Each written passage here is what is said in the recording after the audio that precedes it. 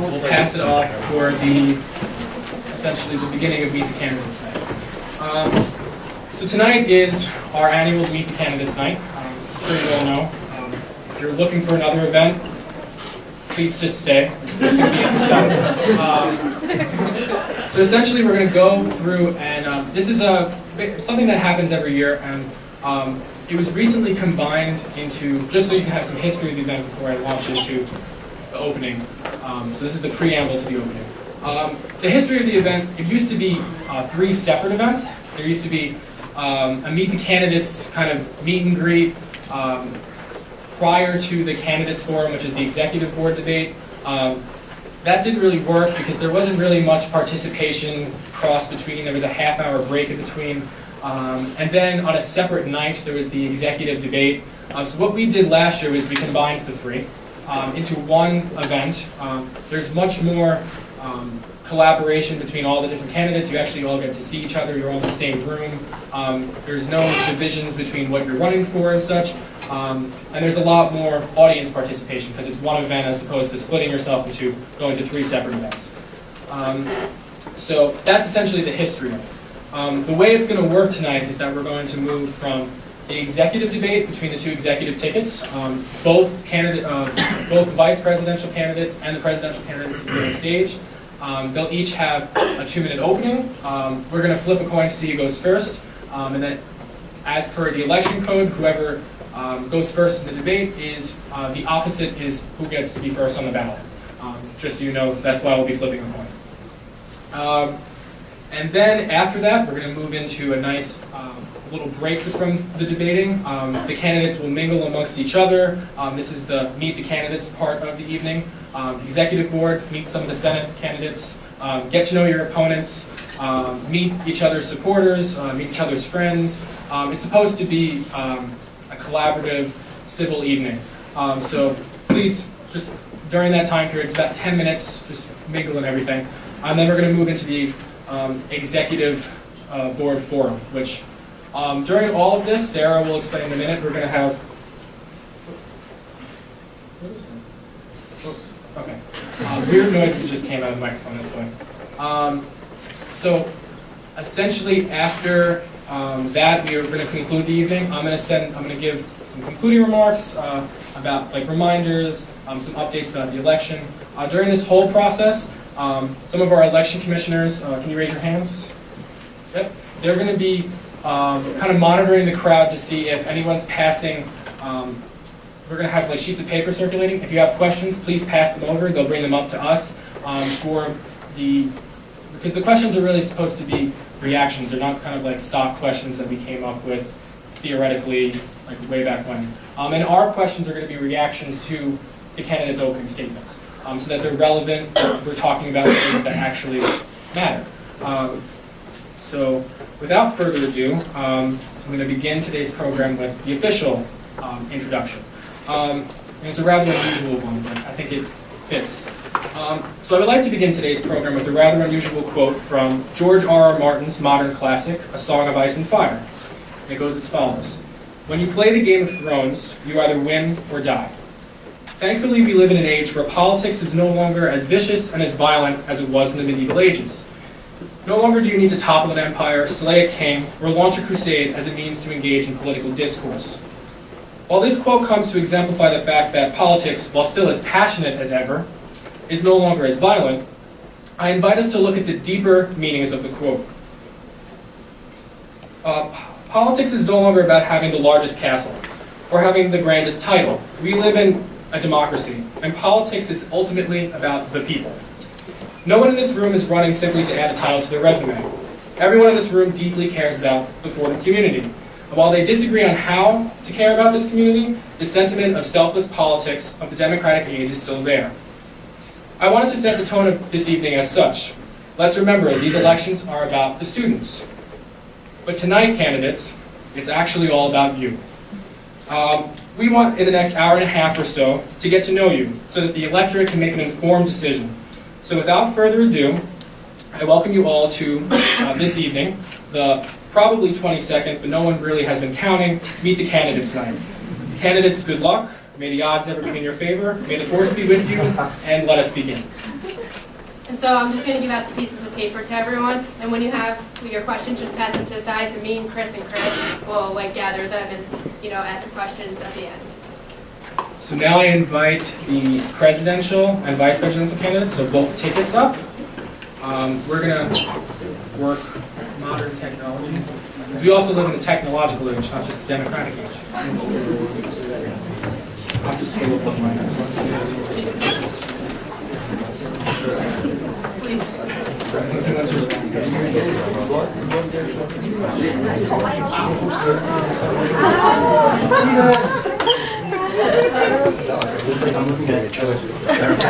Oh, sorry.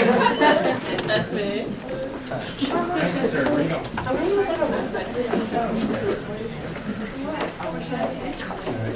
Stand with us. Oh, why am I here?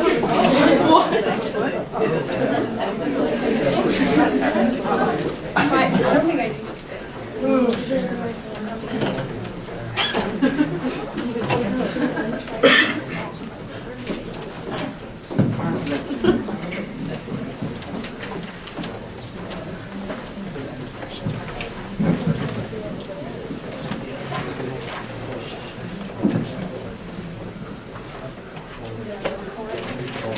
Fancy dollar marker. I lost it.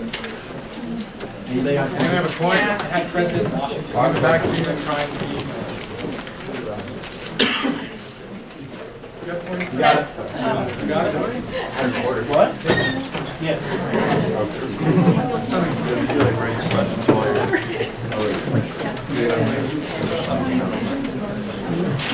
No? Sarah, would you like to put the coin into the honors? Sure.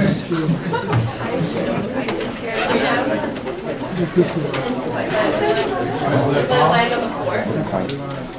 Well, yes, what we'll do is, Dean Rogers, right, left, pick heads, tails.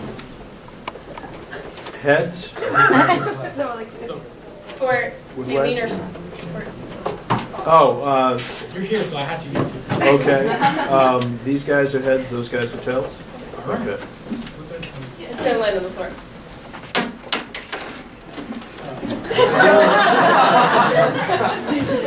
It is heads. Okay, so you guys will begin.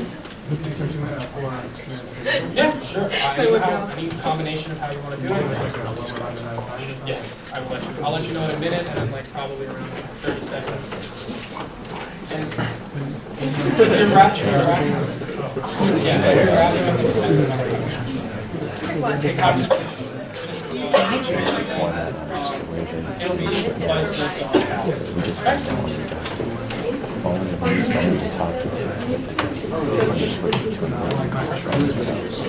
Oh, we're just gonna do a test though to make sure we get this right. Stephen Erdman. How's it going? Can you guys hear him? Yeah, he can hear us. Can he see us? No. He can see my face. He can see both wires. Can he see us? Well, no, he's asking to see us. Oh. Can you turn off? You're facing the audience. Oh, no. No. So the answer is no. We're not gonna mess with this. We got time.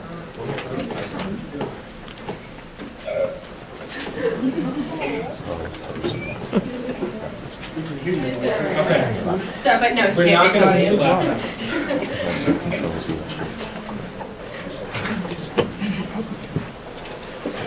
Okay, so you may begin. We don't like microphones, so hopefully everyone can hear us. Hopefully you haven't started our timing just yet. I'm gonna throw that out there. So Tim will start. Hello, everyone. Thank you so much for coming tonight. Thank you so much for your time. My name is Tim Lynch, and I'm running for Executive President of the United Student Government. I have 3 years of United Student Government experience. I joined as a freshman as the president of Good Valley. In my sophomore year, I was elected to the Executive Vice President of Good Valley Administration. In that capacity, I was the chair of the Good Valley Youth Council. And this past year, I'm a junior currently, I was president of my class on United Student Government. And in the end of the term, I filled a vacancy, and so I was the Executive Vice President of the Good Valley School of Business Administration. I'm a Fordham College student. I'm a junior. I was on USG as a freshman. I then moved on to co-found the men's and women's club soccer teams. I'm involved a little with PSJ. I am also the Ben & Jerry's College Ambassador at Fordham. A lot of the things we do give us the unique ability to speak to a lot of students. The reason why we started this campaign, the reason why we ran for USG is just because of that. We spoke to students. And every student we spoke to either gave us the rhetorical question of what is USG, or they gave us the snarky answer of what has USG done for me. Like when we spoke to Jerry L. Uter, President-elect of Vasili, and the rest of the Vasili E-Board, and they asked, what can you help us with? Can we get that online bias reporting system to really move this school further? And we were lucky enough for them to place their trust in us. Or when we spoke to FET, or College Dems, or College Reps, or Respect for Life, or Fordham Flavor, or Fordham B-Sides, or soon to be, once Angelo gets the email, Expressions Dance Alliance. And they looked at us and said, why are we being marginalized? Where's our freedom of expression? Where's our freedom of speech? And they put their faith in us. When we spoke to Casey Jones, or Sean Nelson, or John Frost, or Dylan Young of the club athletic teams, and they said, why are we being marginalized? Where's our representation? And once again, they put their faith in us. What we've seen is a recurring theme. Students, clubs, and organizations are putting their faith in us because, realistically and unfortunately, they feel that in the past 2 years, USG has forgotten its relationship with the students. People have placed their faith in us to give the students a meaningful voice again. And we have a lot of initiatives. An online bias reporting system like we discussed with Vasili, a Jesuit Student Government Alliance which allows for peer and aspirant research and allows for a better relationship with all the Jesuit schools. More transparency within Budget Committee, within Operations Committee, within any subcommittee. There's no need for secrets anymore, as the college Republicans found out a couple weeks ago, that there are still secret conversations going on. The idea of a student government is to represent the people. We've been lucky enough to have people put faith in us, and the list and the number keeps growing. Now, we can't do this alone, and we have a solid plan to achieve this. When I hear, and I just heard this a couple minutes ago because I thought this was astounding, and maybe someone might correct me, that USG passed one resolution this year. Someone can correct me right now if that's not true. USG passed one resolution this year. Now I'm willing to bet that more senator commendations were passed because we like to congratulate ourselves, but realistically there's no accountability. And that's what students keep telling us. That's why when students tell me what is USG, we get really angry because that's not right. Our initiatives include, like I said, online bias reporting system, Jesuit Student Government Alliance, Student Credit Union, swipes at the grill, free speech. These are all initiatives that the students want. Now, some people think we're going to come up and once we win, this is the Red Revolution in Russia. That's not the case. Respectful dialogue is needed, but what is not needed is a continuation of the status quo. Now, we want to get the students behind us, get the alumni behind us, get the faculty behind us, and have discussions with the administration. We're not going to tell them, we're telling you guys what to do, because they're doing their job, and we want to do our job again. Student government's job is to represent the people, and that's why they put their faith in us. And we're very happy to be representing all those people tonight. Thank you, guys.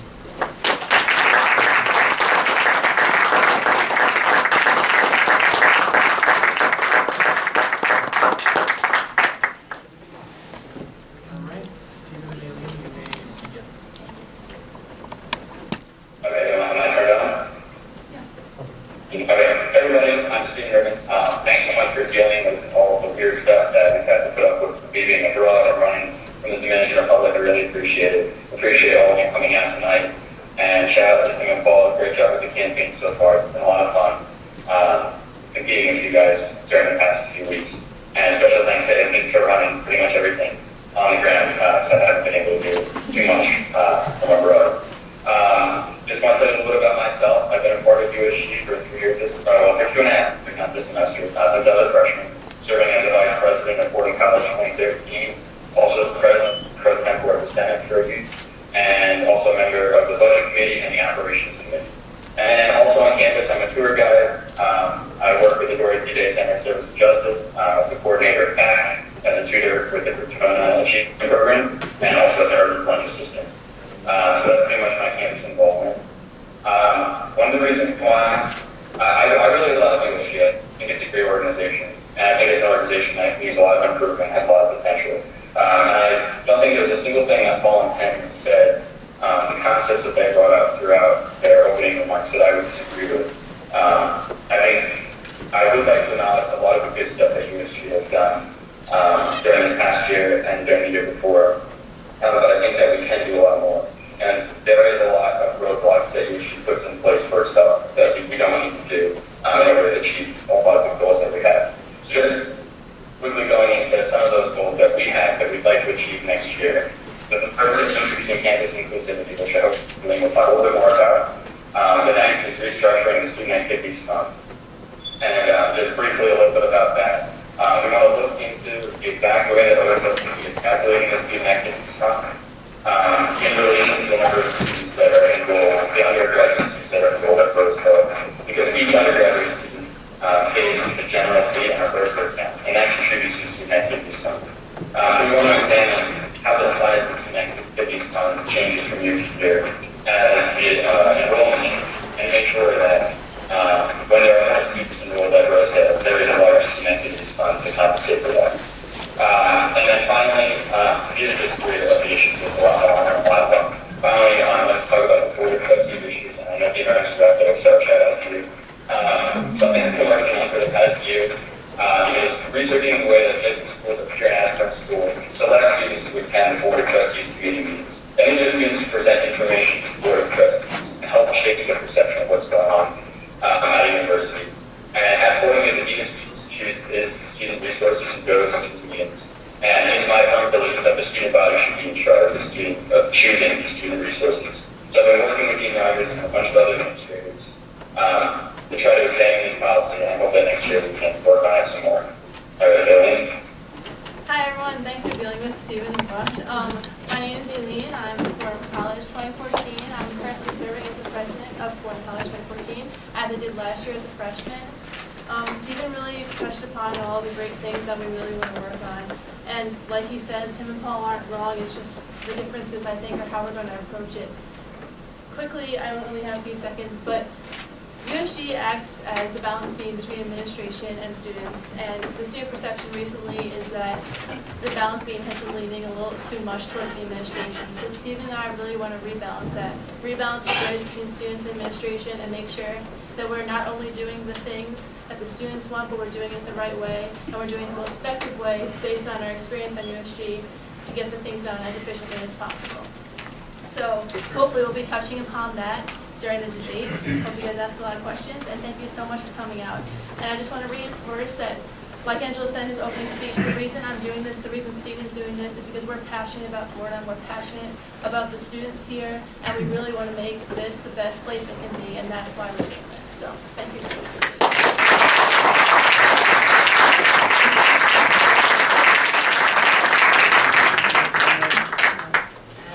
We're going to wait just 1 second while Sarah gathers questions from the audience.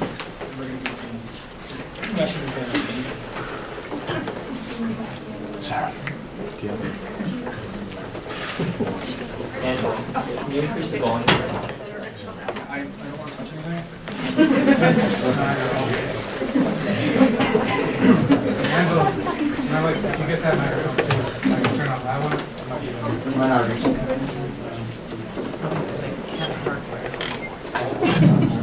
Yeah, so just listening. That's I think Was that you guys? that was me. Oh, we didn't see. Fun. Stephen? Oh, Yeah, that works so much better. okay.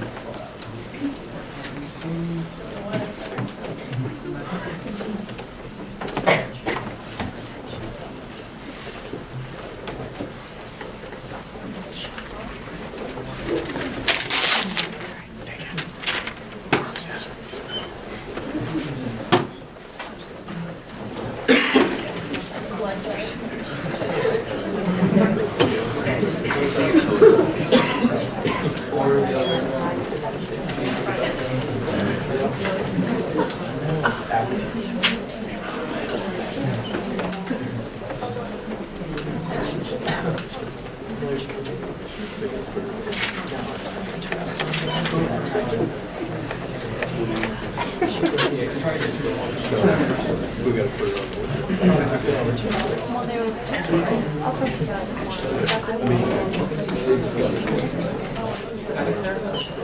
I probably care. Does anyone else have any questions? Go ahead, Maya. I really want it. You can bring it up like to All right. Sarah in a second. Do you need more? That would require the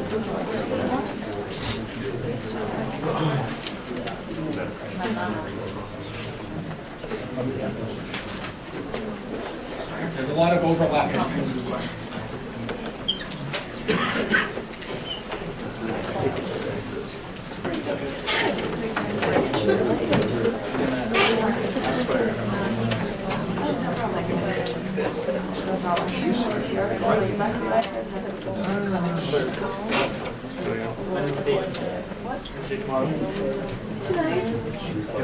You go for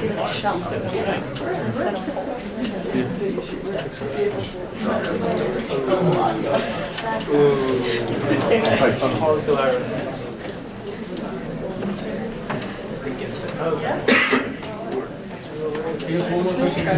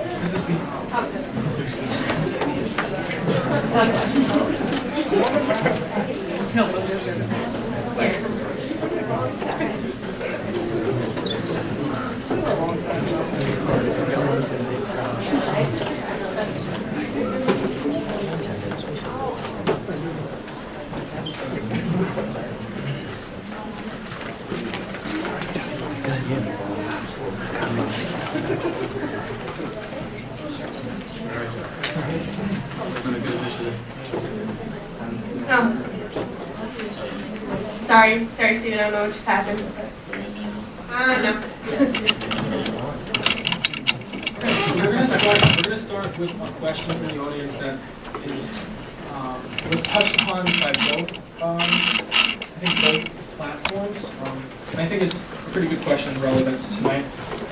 So essentially the question is, and if I paraphrase your question, sorry, some of your handwriting I can't read everything, so apologies. So essentially what are your opinions of the relationship between USG and outreach into the Bronx community, and what role do you think Fordham should play in the connection between, will USG play in the connection between Fordham and the Bronx community? And since we started over here, we'll start here and we'll switch. And you have about a minute.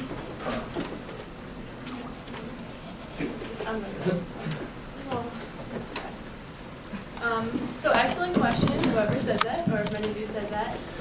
Definitely on Stephen and my platform, you can see that we have reaching out to the Bronx community and making better relationships with them. Basically, we have a problem on this campus of people not respecting the Bronx community in general. It's apparent, like using derogatory language, like calling people the Bronx locals and not being respectful to our neighbors here in the Bronx. So definitely USG should take an active role in setting the tone of this campus, because since we are the student government, we are elected officials for the students, we should represent the positive voices of the students. So definitely working on making a positive image and even like supporting initiatives such as going out into the Bronx, helping co-sponsor clubs that want to reach out into the Bronx and volunteer and make the Bronx a better place, and our relationship with the Bronx as positive as it possibly could be. Okay, that's us. We definitely think the relationships with the Bronx can be improved. And I just want to draw your attention to the effort of one senator on USG this year who has really excelled in this area and someone who stands really behind our campaign. His name's Joe Campagna, and he is definitely pushing forward the idea of Fordham Friendly. Fordham Friendly is one of the most effective tools I think USG can have, and it was started a couple of years ago, and the contract ran out, but essentially what it does is it creates relationships with all the different businesses in the Bronx and offers Fordham students somewhat of a discount or, other type of incentive to go out and spend and get in the Bronx. And we think that just having this relationship and having our presence there is great for students. It gives them a cultural awareness. It gives them a reason to get off campus and get involved with different businesses and enterprises. Everyone here knows that there is a lot of history, there's a lot of life going on outside of these gates. I'm lucky enough to live off campus, and I experience this 24 hours a day, and I love it. Because you have Arthur Avenue, you have Belmont Avenue, you have these places, you have these areas that are rich with history, and we need to make sure that the students are connecting with that, not just staying inside these gates.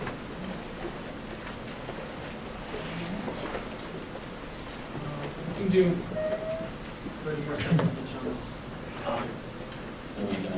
Yeah. Okay, Aileen did a little last year when she was a freshman. She actually there's that with the. Can you guys hear me? Yes, start over. Okay. Okay, Aileen's being a little modest. When she was a freshman, she actually removed the Fordham Friendly program. This was something started by Sarah Kugel when she was a freshman.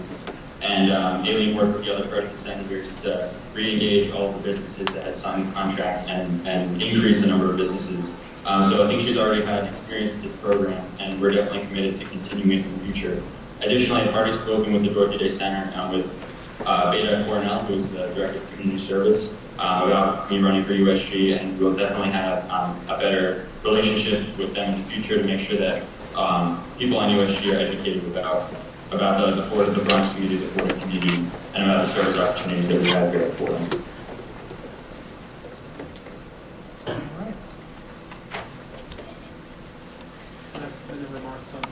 Like everyone's touched on, there's a lot of opportunities to work and just live outside of these gates, and I've seen that in two ways. Through club athletics, one of the things we do is help out with the South Bronx United Football Club, where we have students volunteer and give their time to help children in the Bronx do athletics, play sports, and it's very good.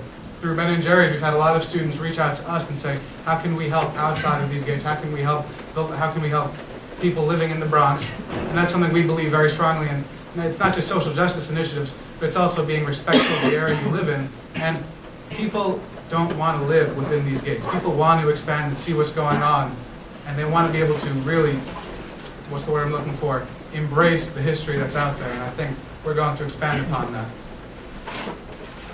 All right. So moving on, a few people wanted to hear more about free speech. Both of you touched upon that as well. So essentially, the questions kind of tie them all together. Besides just mentioning working towards free speech, what are some ideas, goals, projects that you would implement to go about it? Start here? Yeah. Okay. Stephen, Tim, and myself were all involved when we were freshmen with John Tully Gordon and Mike Recca's initiative for Maroon Square. Dean Rogers was involved with that as well. All involved with respectful dialogue with the administration. However, what we have to make sure is we incorporate everyone we can to join in with this dialogue. It's not just USG, it's not just the students. The faculty have an opinion on this matter. The alumni have an opinion on this matter. Now, we're not trying to gain leverage against anyone. What we're trying to do is get numerous opinions on the matter, have a working coalition, and have respectful dialogue with the administration. And once you have that, when you have people from all different areas talking about an issue, you get a difference of opinions, you get a difference of ideals, but through that, you really find out what the best solution is. And we want to make sure we include people, which unfortunately hasn't been done recently. Can you guys turn on your video so I can see what's going on?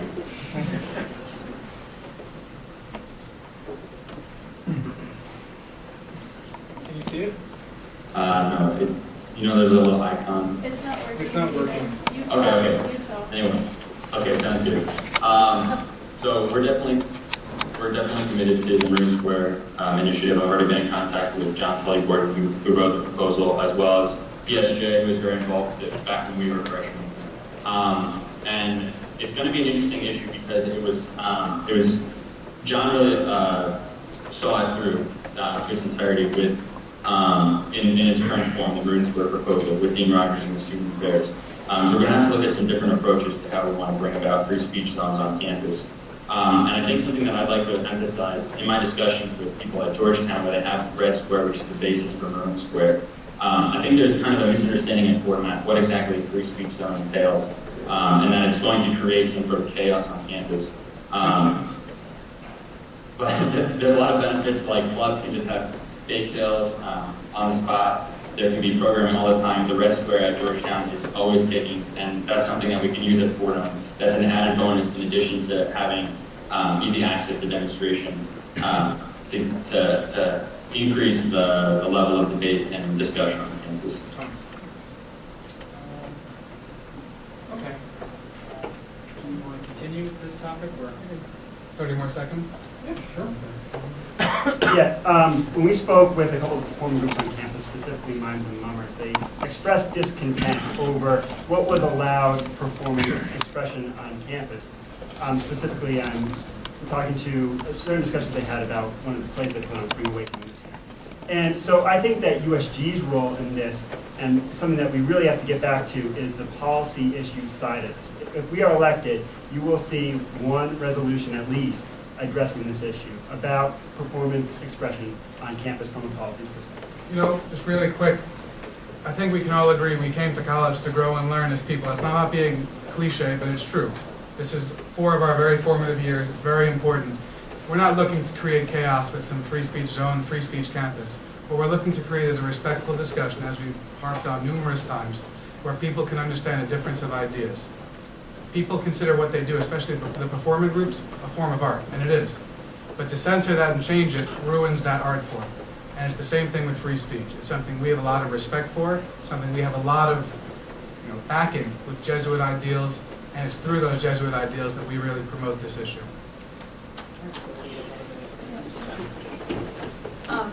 So likewise, what Paul and Tim were saying about Mimes and Mummers, something Steve and I have discussed, especially with one of our endorsements, Pride Alliance, is about just simply putting up flyers on campus. To put a flyer on campus, you need to have approved by OSLCD, which is perfectly okay, but sometimes flyers aren't approved and the reasons aren't really specified.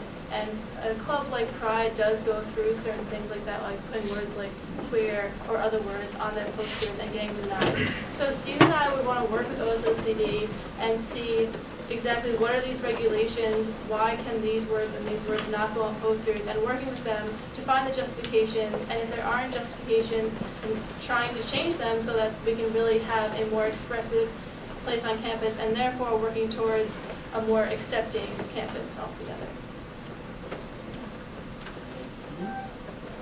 We're going to move into something else that was mentioned that the audience wanted to hear more about. So can both candidates, I guess, the main question is, can both candidates elaborate on plans, and any plans that either side has as to what a bias reporting system might be? For those who aren't in the audience, maybe briefly just mention, say what you think a bias reporting system should look like, what it is. And we start over here, so we'll start over here. What do you want to do? Oh, Steven. You start again. Okay. So Reynolds Grant last year, I think it was, he brought the issue of the bias reporting system to USG, and was talked about, I think, not quite enough. And he actually had to keep going to SLC several times to bring this issue up over and over again. There is a bias reporting system again at Georgetown. That's what I was talking about Georgetown. There's an anonymous bias reporting system at Georgetown. So there is a system in place that's working, it's functioning at this university. And I think that in our discussions at Fordham, there was wide misunderstanding of what exactly a bias reporting system entails. The point is, what its actual purpose is to allow victims of bias on campus to be able to report their incidents without inhibitions to the administration and to security. And for then these incidents to be publicized on campus so that we're aware of what's going on campus, how inclusive is our campus actually being. it's something that's working at Georgetown, and so I think it'll be USG's job to find out the exact stipulations of the policy and express those to the administration so that we have a common understanding of what we're talking about. I was equally involved in those discussions last year. I'm very disappointed that the bias reporting system was never implemented. I think that if it had been, a lot of stuff that we had seen this year with the racism would have been, not as prominent. And so basically, I mean, the system that we're thinking about is pretty much exactly the same, but I'd like to go more into the rationale behind it. And I think it's that by drawing instances of racism to the forefront of the public consciousness, we can actively, as a community, reject them. And I think that's the most important thing. I think that when you see controversial ideas, racism, we can all as a community say, hey, that's not right. This shouldn't happen on campus. And if somebody that's a victim of bias can go on their computer and anonymously report what happened, we can as a community grow and say, you know what, this is happening on campus. And it's happening more often than we realize. When you see people writing, on the bathroom, when you see people writing on somebody's, wall, we have to acknowledge that this is a problem. And I think that a bias reporting system, based on the model at Georgetown, it's already proven to be effective, will be effective here at Fordham. And, we were lucky enough to have discussions with the CILI, and most of the discussions were revolved around this, and this is where we drew a lot of our ideas from. And they were, as we said, kind enough to give us their endorsement to push this issue, and that's what we plan on doing, thanks to their thing. So, as a follow-up, we have this in the audience as well. Essentially, the questions are, how would and this is just a follow-up, so do a minute each at the same time. How did your different administrations plan on addressing, maybe you can elaborate further than just a bias reporting system, acts of any discrimination on campus. So it's like the same series. We'll start over here. Okay. Go back. I'll go Stephen. Yes? Sounds good, yeah. Okay. So this year at Fordham, we have developed Fordham Act, Activating Consciousness Together, which was created partially in response to the incidents on campus, but really just to address a problem that's been present on this campus for too long. And I've been an original member of that since the get-go, and it's been a great experience so far, having dialogues with every member of this campus, from administration to students, to Father McShane, to someone who just decided to come to the meeting because they care. And a forum like that is beautiful because it really brings everyone here at campus together to work on initiatives to address things like this. So, for example, a bias reporting system is something that is very important and probably should be implemented here at Fordham, but will also take some time.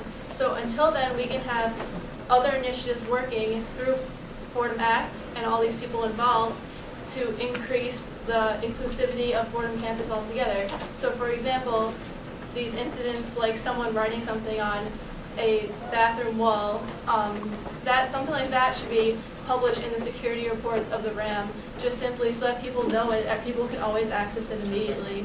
And just having more transparency about things like that and making sure everyone's having discussion about that will really make sure everyone is involved in making this campus a better place. Yeah. So our whole platform is really getting the students and clubs involved. As you can see, we have the support of the CILI. So we will definitely work very closely with the CILI. We'll also work with OSLCD, the Office of Multicultural Affairs, diversity peer educators. I think that these are the people that take leadership positions on campus and are most informed about the issues of racism and intolerance. And I think that a bias reporting system is definitely a step in the right direction, but it definitely comes from, I think the greater change will be, cultivating a discussion about racism and saying why it won't be tolerated at Fordham. And I think that it depends on a working coalition between students and clubs. Like Aileen was saying, ACT is great. Great initiative, very good. The problem is, though, when we were talking to students, some of them just didn't know what it was. And that's not fair for the people on Activating Consciousness Together, because what they're doing is good. But you need to raise that to the forefront, but not just stop there like Tim was saying. Like it's been alluded to before, when you're able to publicize these things, these acts that really don't demonstrate what most Fordham students believe, then we can join together and admonish these acts as a community. And that's very important to us. That's the point of the online bias reporting system. That's why we're going to maintain dialogue with everyone that wants to be involved. So we're going to Can I have a, We want to keep. Oh, no? Okay. can I? No, we're going to move on to a different, slightly different topic. Well, actually, totally different topic. But it can relate. So we'll see. Maybe we can explore it a little bit. But Paul, you mentioned actually, I'm interested in hearing more, and I'm sure the audience is, faculty involvement. I think that's something important that USG does work with faculty. But USG falls under student activities. So what plans, I know I'm catching you all on the spot, so if you don't have any, just quietly say that. But what plans or motives or any kind of like action would you want to increase faculty involvement with students outside of the classroom, so not just in an academic setting? First thing I think we should do, and I think we could advocate this at every meeting. Obviously, there's already dialogue with the Faculty Senate, but we want more ideas with student government. Get a member of the Faculty Senate at every meeting. Have them talk with us and say, you have a point on that, here's our perspective. Maybe right there, maybe you should think about it the way we see it. You want to bring in everyone's perspective. The Faculty Senate are a great ally of everyone here because this is their life, this is their community. It's not just ours. And they experience what we experience. So when you bring them on board, you just create more dialogue, you create more want for improvement. Because it can't just be us, it's got to be inclusive to everyone. Having them at our meeting, having them involved with our discussions for plans, for arrangements, all of this is very important.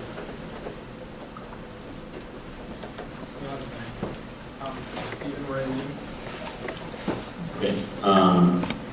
In terms of Faculty Senate, USG actually already has, well, the student body actually has a representative who goes to Faculty Senate meetings. And Faculty Senate has been great to allow USG to select that representative. The problem is that very rarely, I think we're 2.5 years I've been on USG, have we heard from that representative what's going on with the Faculty Senate, what kinds of things are they doing. There's not like a reporting back. So I think that USG needs to be more careful about who it selects to go to these meetings.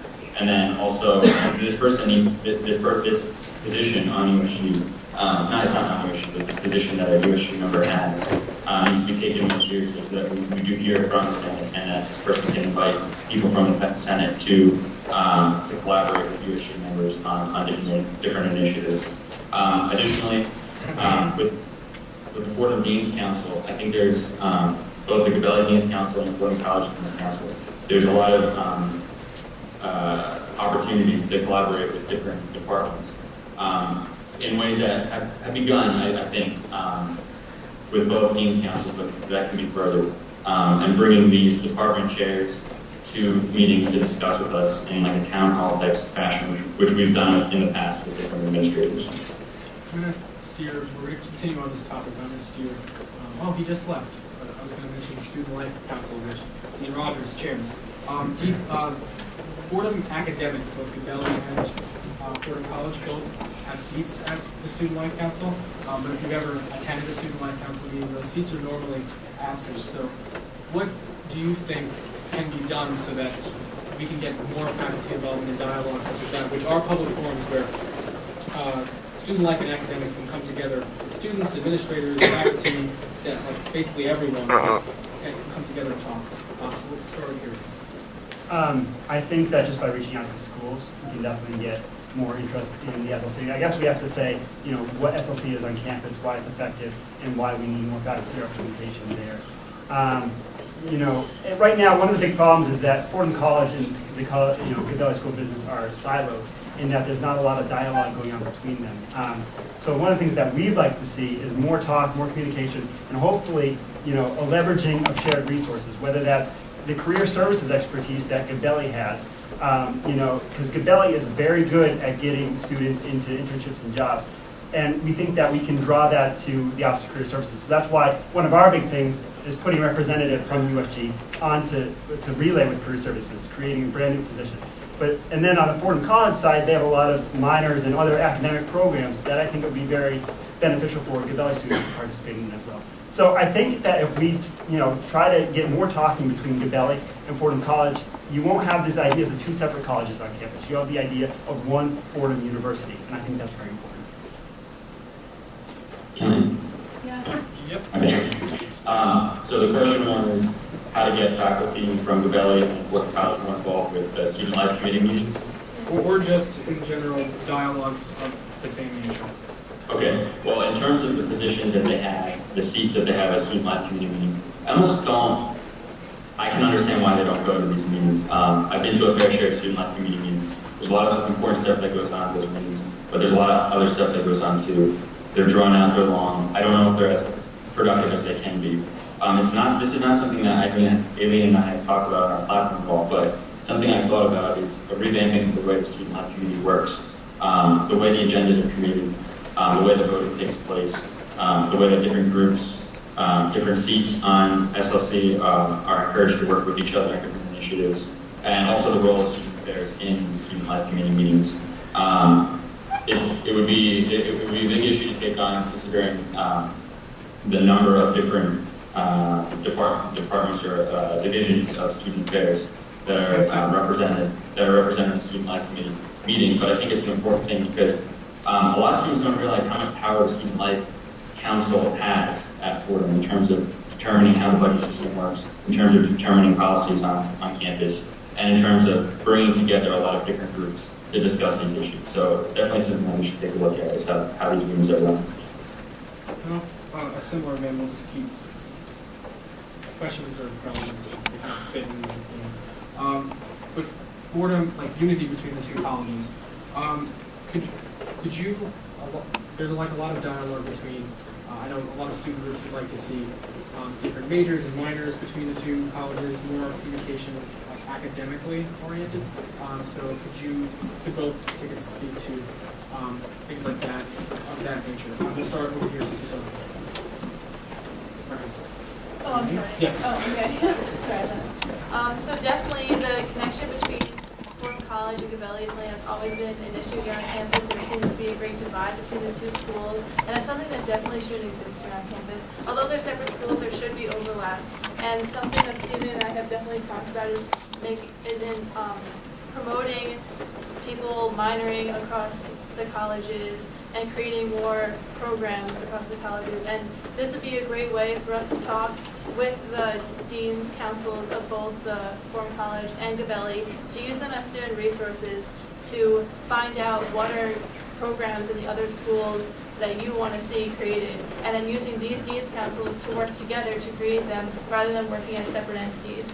So definitely more collaboration between the two bodies that already exist, but amping them up, putting them together, and making sure that they're working on things as a whole, as a Fordham University deans council. Yeah. I actually have executive board experience on the Dean's Council. I chaired the Dean's Council for a year. I know what the issues are. One of the big things that I did as executive vice president was we had town halls, where we got the deans of the college sitting down with students and hearing their concerns. And so I think that that's a big step forward. But more importantly, we need strong leadership on USG that's representing both colleges. I think that the strong leadership will drive both deans councils and will work. If the deans councils are talking, and this is something that I've always talked about, I think that there should be at least one meeting per semester where the Fordham College Deans Council meets with the Gabelli Deans Council to address common problems. All right, that's what we're saying. Just get everyone involved, everyone talking on these issues. That's what our platform is all about.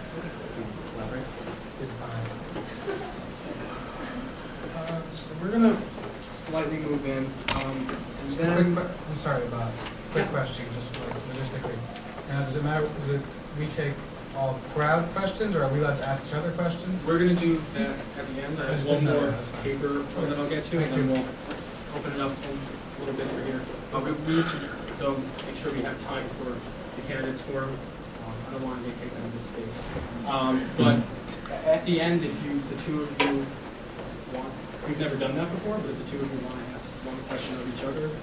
I mean, just some important topics we want to make sure everyone covers. Yeah, that's, if they don't, each of you can ask one question. Thank you. But this question comes from the fact that you both tickets talked about their experience, and the audience would like to hear more about that. So this is kind of like the question that you always get in an interview: what is your proudest moment like? but this one's a little more pointed. So Tim, Stephen, and Aileen are all on USG right now. Paul has been. So they would like to know that their most major individual USP policy accomplishment this term, and then for Paul during the freshman year. Or it doesn't have to be a USG policy issue. Okay. Okay. So we'll start over here. So I think we'll start right there. Yeah. Tim, then Paul, and Aileen, and Stephen. Yeah, I think that my proudest moment as a USG Senator was when we had the town hall last year with students and the administration. There was over 200 people represented. And I think that spoke very highly of Gabelli. I'm very proud of the Gabelli School of Business. I think we're definitely headed in the right direction. With Hughes Hall being built next year, our rankings will continue to increase. So, Gabelli does a lot of things right, and, I'm very proud to have led in a student government way for 3 years on Gabelli. But that was probably my greatest achievement. Mine comes outside of USG. With me, it was a little. Sorry about that. With me, it was being able to found and form and head coach a club sport. And people don't realize that men's and women's club soccer teams were disbanded about 10 years ago by the varsity head coach and said basically that they would not be allowed back on campus. They wouldn't be allowed to form again. And that's through what I've spoken with Frank McLaughlin and Mike Roberts. And what I was able to do was have respectful dialogue with the administration, with Mike, with Frank, talk with them, see the issues, find common solutions, and we were able to form a club sport, a much needed club sport on campus. And earlier this semester, we were very proud to qualify for a national tournament in Arizona. However, for financial reasons, we were unable to go to, and hopefully we can touch on athletics in our question. So as a Fordham College Senator this year, definitely I wanted to make sure I addressed something that was important to students, but you don't want to make up problems for the college because just to do something. So as a senator, I reached out to my peers and I said, what is something that's big about being a sophomore in Fordham College that needs to be improved on? And what I discovered was that in February of the sophomore year is when Fordham College needs to declare their majors. And students didn't know that that was the deadline. Students didn't know how to do it, and students were really in the dark about this. So I created a brochure about how to declare a major, how to discover different majors, and these were distributed both to freshmen and sophomores. I attended the major declaration week where I distributed them, I talked about them, and I really informed my student body about how to move on with their Fordham career and make sure they were successful students here. So that was probably my proudest acknowledgement just because of its sheer necessity here on campus. Stephen? Okay, so I already talked about the Board of Trustees issue, so I just want to go a little bit more into that. When I initially met with Dean Rogers and pitched this idea that we would have the student body select the students who go to the Board of Trustees meetings, he was very hesitant about that. And I also met with Vice President Gray, the Vice President of Student Affairs, and he as well was saying that this was something the Board of Trustees wanted, the way that Student Affairs would choose the students to go to these meetings. So then I decided that I needed to meet with other administrators to kind of get more background about this issue. So I met with the provost, and I met with Dean Grimes at Lincoln Center, and I also met with the president of USG at Lincoln Center. And it was in those meetings that I got some background about the history of this system, and also the way that Board of Trustees committee meetings functions at both campuses. And in that, I was able to come up with draft a new system that I felt very confident about. And talked with on and on about that, and also with Dean Rogers. And since I've been abroad, I've actually been working kind of virtually through Brian Mattis to continue those conversations with Dean Rogers. And just recently, Dean Rogers has already, he has offered to involve the student body, to involve USG specifically in giving recommendations to the Dean of Students on who to nominate to the Board of Trustees. So it's a step in the right direction, getting the ability for USG to nominate students and Dean of Students. There's still a lot more to go, but it's a big turnaround from where I began this issue with my first conversations with student affairs. So that was exciting for me, and to have it happen when I was abroad too. All right. So now I want to devote 10 minutes more so that we can get the other candidates a chance to come up. We've had a pretty good dialogue so far, but we're going to do a few crowd questions. Again, like I said in my opening remarks, I want things to be civil. Like I know there are people supporting different people. That's just how things happen. Keep things civil, and this whole thing is supposed to be about the issues that will be pursued on USG. So let's keep them about that. So, saw Donald's hand up in the back. Go first. All right, sort of building off like parallel to that last question actually. Let's just say hypothetically, like all of you guys appear white, like in like you each like a hypothetical situation. Looking back at the end of your administration, whenever that happens, let's say you can only have like one thing to accomplish. You can only like out of your overall group, you want to have one thing you firmly accomplish and you're remember for basically.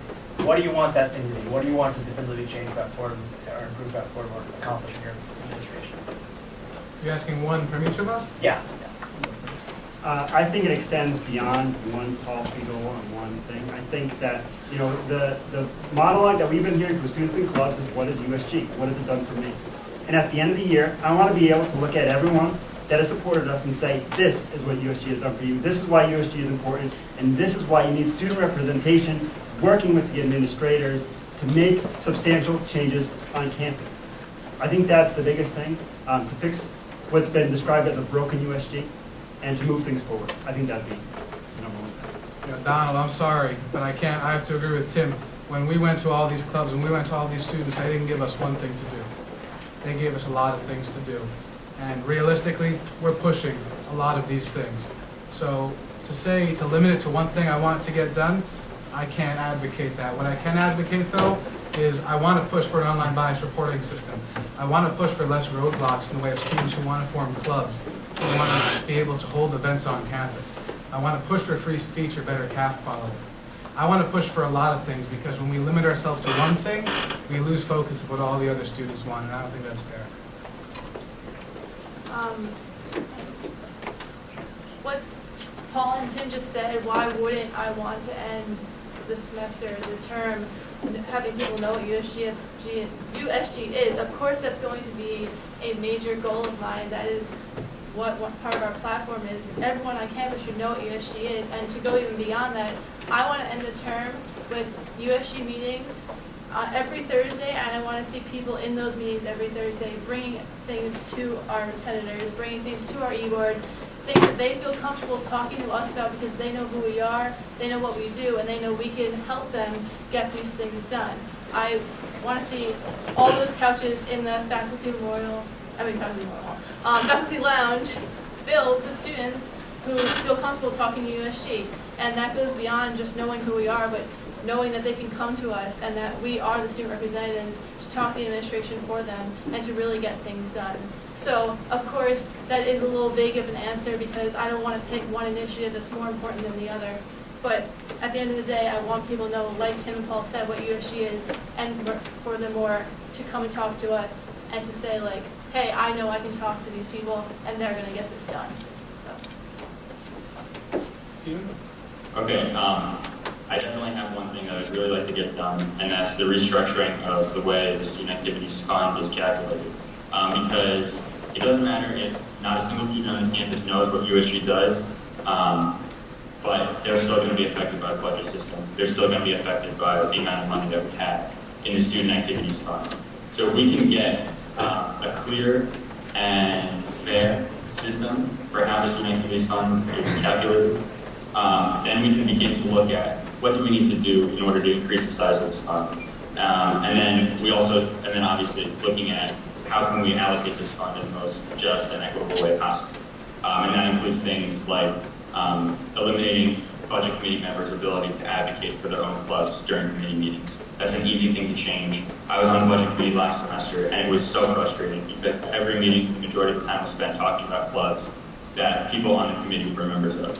And that's like what we talked about for the majority of the time during budget day as well. Or there was a disproportionate amount of time spent on those clubs. And sometimes clubs that had representation on the budget committee got more money than others.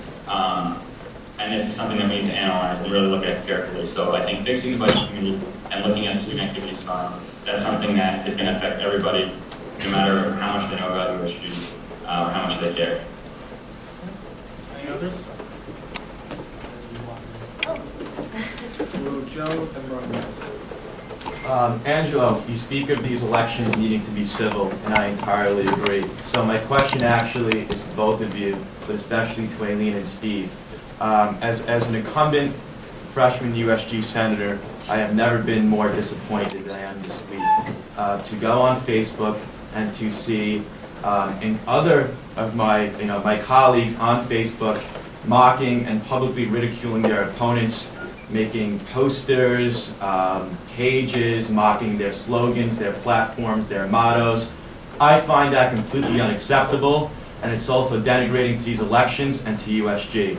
So my question to both of you, Aileen and Steve, is I'm sure you repudiate what's going on right now, but what are you going to do, and this is to Tim and Paul as well, to make sure that we never have an issue of incumbent USG senators conducting themselves like this ever again in a public forum, because it is absolutely outrageous.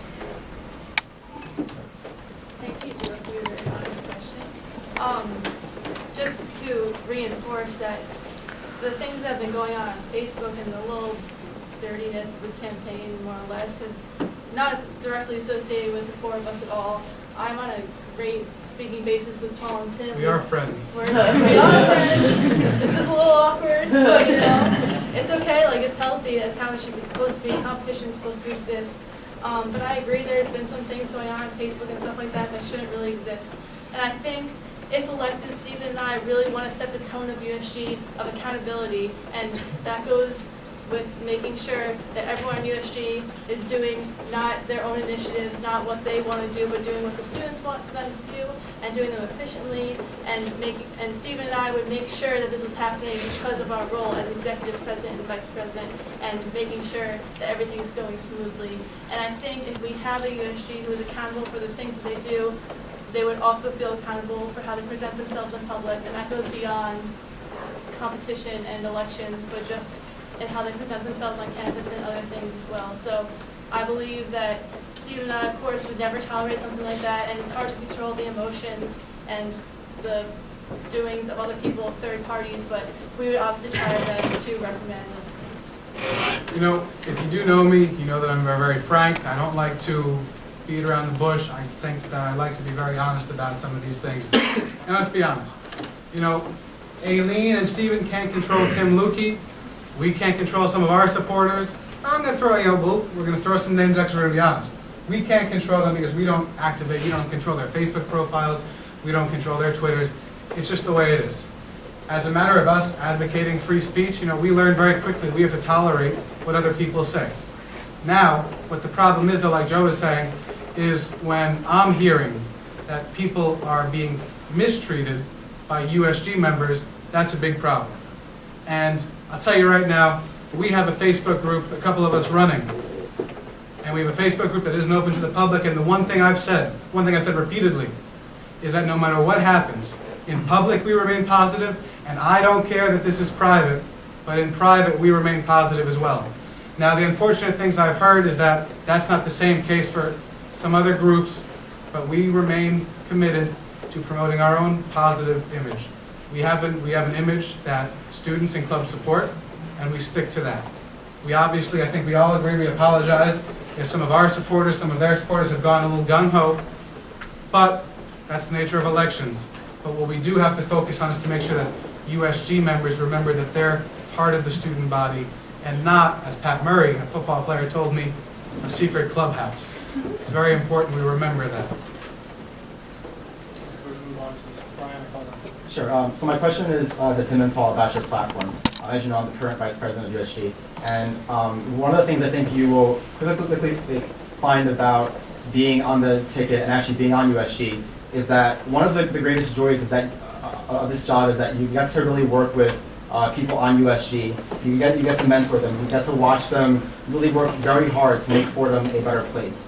That's the best part of my job. So when I read your platform, you accuse USG of practicing cronyism, of mistreating clubs, of not caring about students. I'm wondering if you could qualify that, because, and Tim, especially, you've been on USG for 3 years. You know that everyone on USG works really hard and really bring everything that they have to the table to make Fordham better. Do you feel that those comments that you've written on your website are appropriate and is an apology in order? Because I've had to, and listen, I've had to explain myself, and me and Tim have had to explain ourselves to other people, and they've been very, very respectful like you have, and said, hey, you know, look at what you said, look at this. And from day one, our message has been the message of the students. And the fact that the students are telling us this is a problem. We're not going to shy away from that problem. Me and Tim, realistically, honestly, we don't have enough time to sit in Tim's room and say, let's think of a new problem we can blame on USG. This is your words, though.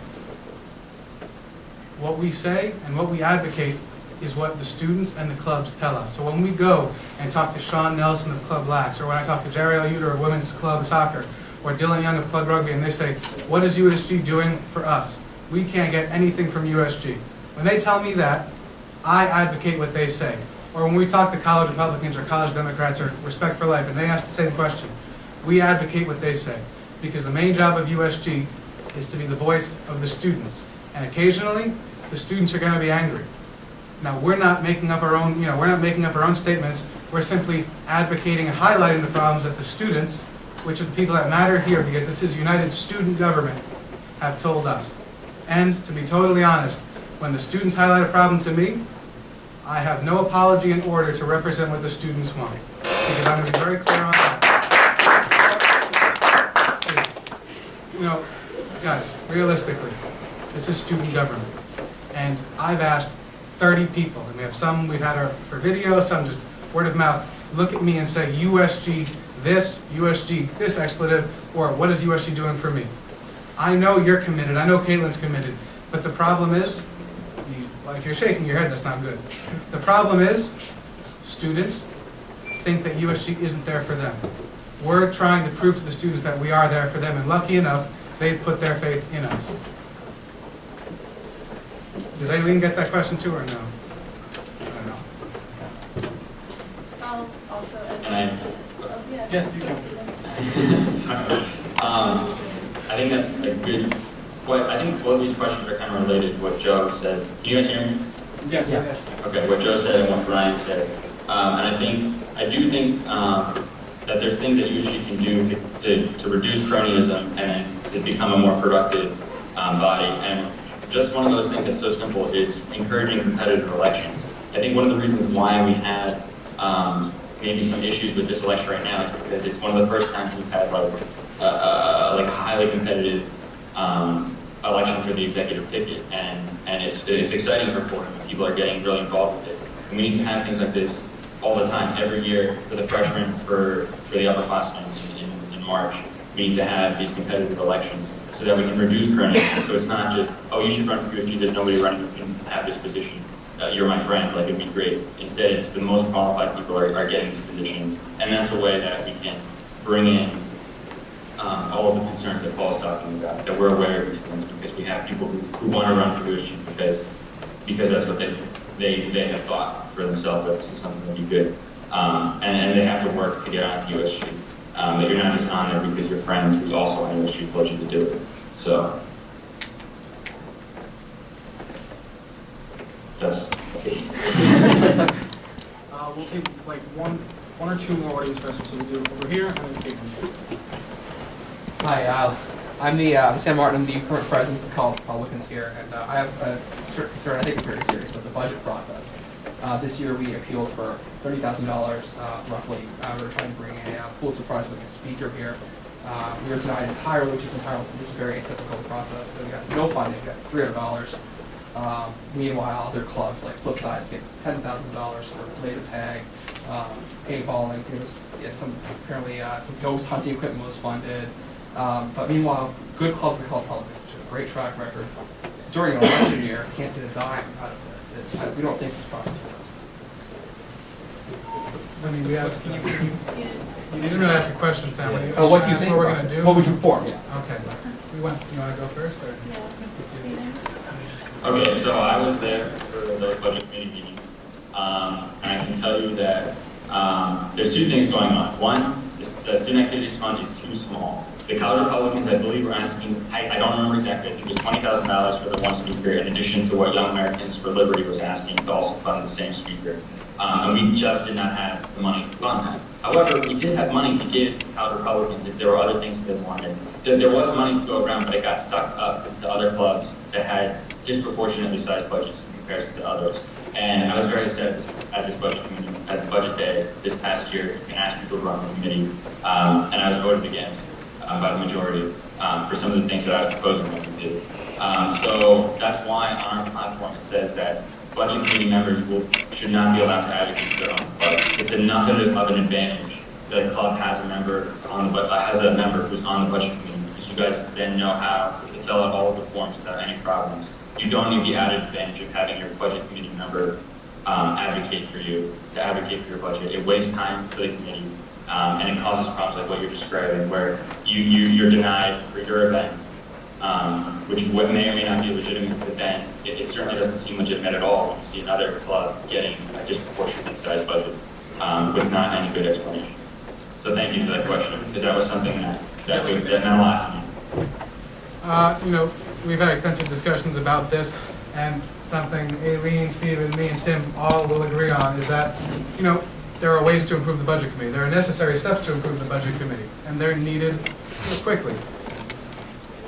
There have been times when people have brought up, vitriolic comments about clubs, about people. It's unnecessary. The thing that needs to be improved is the budget committee, and I think Tim's going to allude to that a little more. Yeah, there's two things that we see really improving the budget committee. One is merit-based system.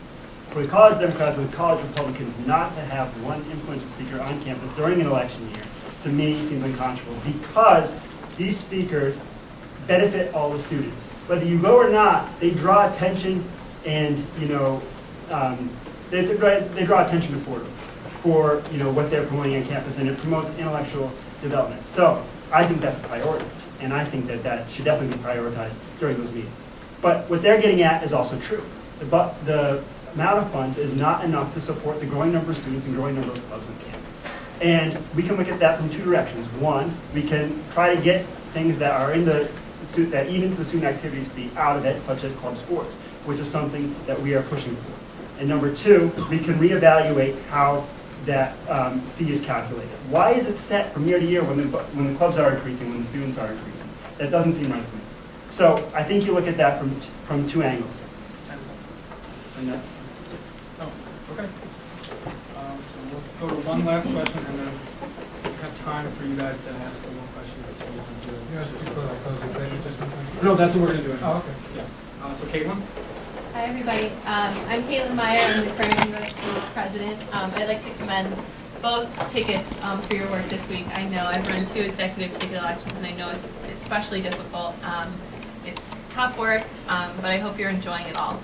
I just wanted to ask one question that sort of relates to the difference between theory and practice. So I know in theory when I was running, I said very similar things to each side, that you really want to be a voice of the students, and you want to take everything that the students say and really work as hard as you can on their behalf. And I think that is addictive, that both of you have your heads in the right places. But oftentimes you find that when you reach out to students and you talk to students and the students come to you, you take this initiative, and I think this year there have been some really good examples. Polly, even you've come to us a few times and you've expressed discontent with club sports. We're meeting with VP Gray next week to talk about some systemic changes. We've been met with, from the administration there, they've been willing to work with us on that. Similar with our Altagracia initiative, when a student came and said, we need more Altagracia in the bookstore manager worked with us, we're able to get more Altagracia apparel. Things like the library hours, the provost is very willing to work with us on that. When students came to us and were upset about that. Or even the cafeteria swipes with John Mantia. John came in and he said, we need to be able to have equivalency swipes. So John and I started working, we submitted a proposal. We're meeting with Brian Cotivi again next week. I saw him this afternoon. It'll be our second follow-up meeting. So we have people who are very willing to work with us on a lot of these student initiatives. But I'm wondering what each of you would do. There's a recent initiative that was brought up. Somebody asked about the Walsh Gate and how we could open it. So of course, we had our people immediately reach out, try to figure things out, and we were met with a response of, that is a non-starter, we will not discuss the Walsh Gate. In that kind of a situation, how do you best represent your constituents? What do you do? Specifically, so you can use that example. So somebody says, we will not discuss opening the Walsh Gate. I worked with you, Brian, a couple other people when I was a freshman, and we discussed the price of how, much it would cost to keep that Walsh Gate open. The way we handle these situations, because realistically, we're going to be told this is a non-issue, this is something that won't be approached. The way you approach these issues is, one, you have to be very respectful about it. You can't tell anyone that, oh, well, I'm student government, you're going to do, what I say. You have to contact each club. One thing that I want to do, if we do get elected, is each week we contact an e-board member from each club. Is a lot of work? Absolutely. But the fact that these clubs want that, and the fact that we're the representatives, means we're going to have more work. Something that, a lot of you guys understand. That's one. The second thing is, you bring on these clubs, you bring on the faculty senate, you bring on these clubs' alumni, and all the alumni we know, and you create a dialogue with the administration, you create a dialogue with the security office. Because if it's just USG, or if it's just USG/RHA/CSA, that's not enough. You have to have sustained dialogue with everyone. The reason why people feel marginalized right now is because sometimes, whether right or wrong, they feel that they're not part of that larger discussion for some of these really strong initiatives. And what we want to do is give a seat to everyone at the table, which is very important to me and Tim. Yeah, it's something very specific, like the Walsh Gate, for example. As Paul alluded to, research has been done, and it's some ridiculous amount of money to have this gate open 24 hours. And when I was going around getting signatures, I said, hey, what is things about Fordham that you want changed? And Walsh Gate open 24 hours is definitely something that was brought up a lot. And just like Paul said, that's something that I think would have, if it was rejected by the administration, we would need to find more people who would support it, more administrators on the other side, more faculty. But likewise, I think there are two other important things. One is that we need to work on peer and aspirant research, which is always effective when you have research from other schools, especially ones that we're trying to aspire to, that have these systems already in place, because it's just giving reasons why we should have it, because we want to aspire to be schools like these. And finally, in an issue like the Walsh Gate, there's a reason why it's such a hard issue to tackle, and I think that Fordham students don't understand how much work USG members and people on USG to go through to try and get these things done. So I think that doing something like utilizing our great relationship with the brand and publishing a quick little story about why the Walsh Gate isn't open 24 hours right now, and promising to keep it in the discussion, but saying this is why it doesn't work, this is why it's not a huge issue, because Finley Gate's right there, and it's so much more money, and the money can be going towards someone else. And I think when things are explained to students, they feel like they're in the loop, and they actually understand why these things aren't in place already. So when students are included and they know why things are in place, it's a lot easier to accept them.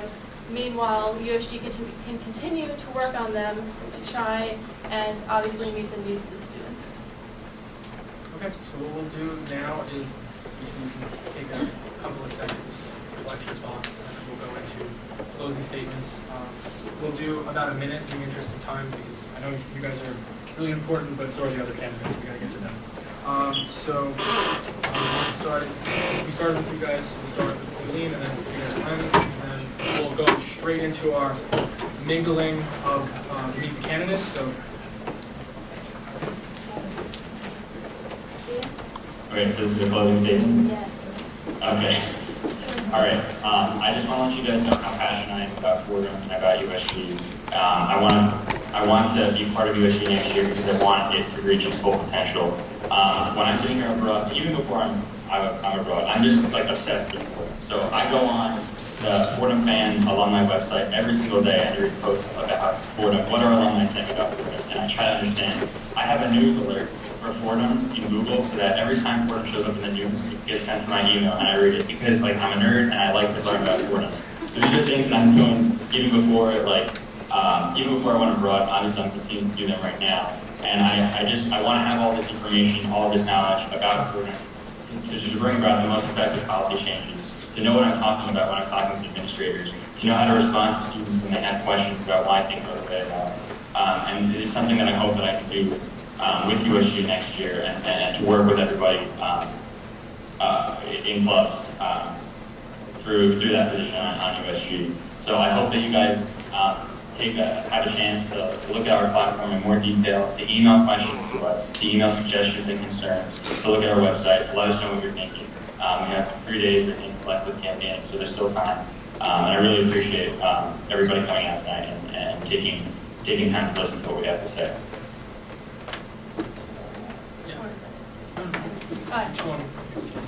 Yeah, I just want to thank you all for coming out tonight and staying. I know it's already so long and still has so much more to go, but that's okay. Obviously you can see what a great running mate I have. We're on the same page here. So passionate about Fordham.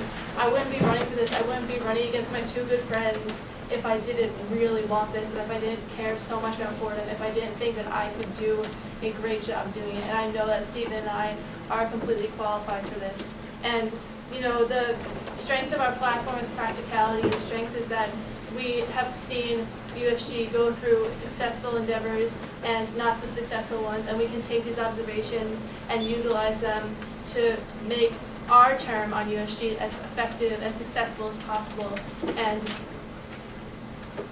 this is fueled by our passion, and this is fueled by our want to make Fordham a better place, and to just, you know, it sounds a little cliche, but that's why we're doing it, and if we weren't doing it for the right reasons, then we shouldn't be elected, but I'm assuring you that we are. So, thank you so much for coming out, and I hope you take the time to read both our platforms and make a well-educated decision on your behalf.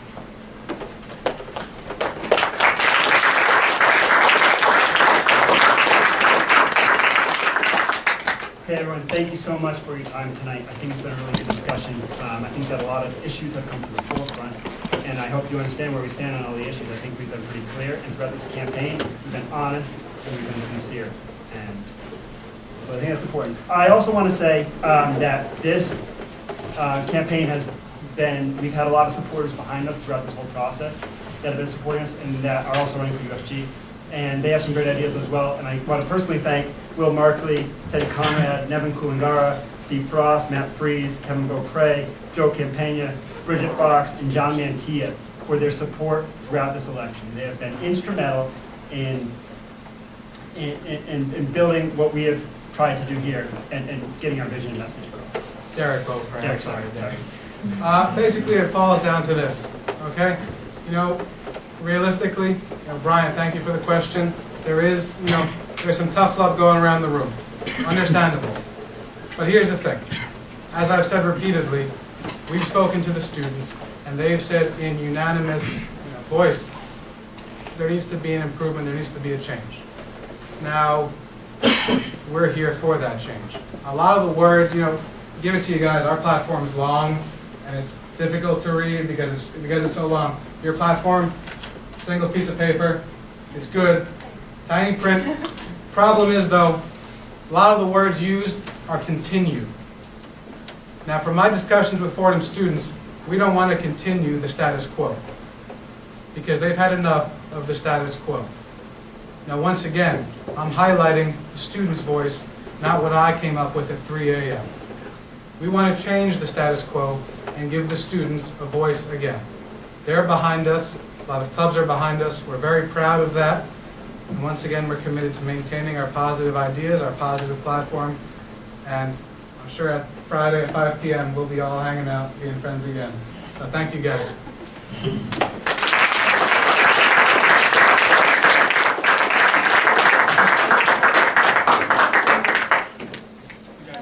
Yeah. Do the Skype handshake? Can't see us. Good job, guys.